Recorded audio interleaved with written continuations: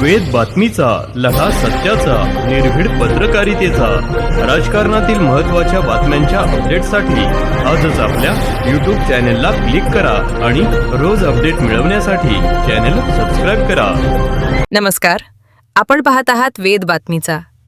New English school आणि Gayatri junior college of सायन्समधील विद्यार्थ्यांसाठी drone तंत्रज्ञान आणि भविष्य कार्यशाळा आयोजित.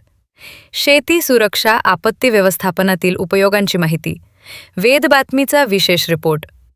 देवळाली प्रवरा भागातील राहुरी फॅक्टरी येथील न्यू इंग्लिश स्कूल आणि गायत्री ज्युनियर कॉलेज ऑफ सायन्समध्ये आज भविष्य प्रत्यक्ष मैदानावर उतरले आणि विद्यार्थ्यांनी तंत्रज्ञानाला अक्षरशः स्पर्श केला.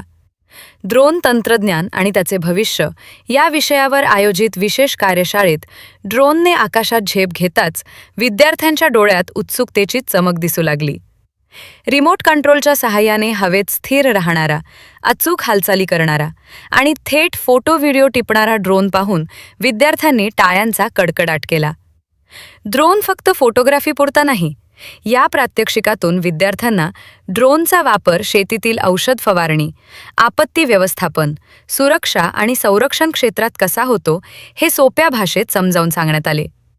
फोलियर स्प्रे, फर्टिगेशन आणि सर्व्हेलन्स यांसारख्या आधुनिक उपयोगांचे थेट सादरीकरण करण्यात आले.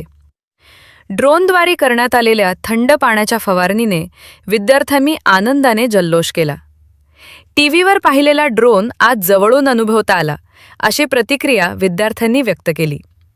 शाळेच्या विज्ञान शिक्षकांनी सांगितले की विद्यार्थ्यांमध्ये विज्ञान व तंत्रज्ञानाविषयी आकर्षण निर्माण करून त्यांना भविष्यासाठी तयार करणे हा या उपक्रमाचा उद्देश आहे.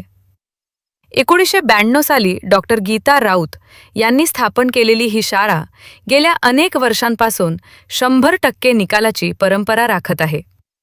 STEM शिक्षणावर भर देत येथील विद्यार्थी आज जागतिक कंपन्या, संरक्षण दल आणि वैद्यकीय क्षेत्रात आपला ठसा उमटवत आहेत. या कार्यक्रमाला अध्यक्षा डॉक्टर गीता राऊत, सचिव प्राध्यापक सतीश राऊत, शिक्षक वर्ग आणि मोठ्या संख्येने विद्यार्थी उपस्थित होते. प्रात्यक्षिक सादर केल्याबद्दल कानडे यांचे आभार मानण्यात आले.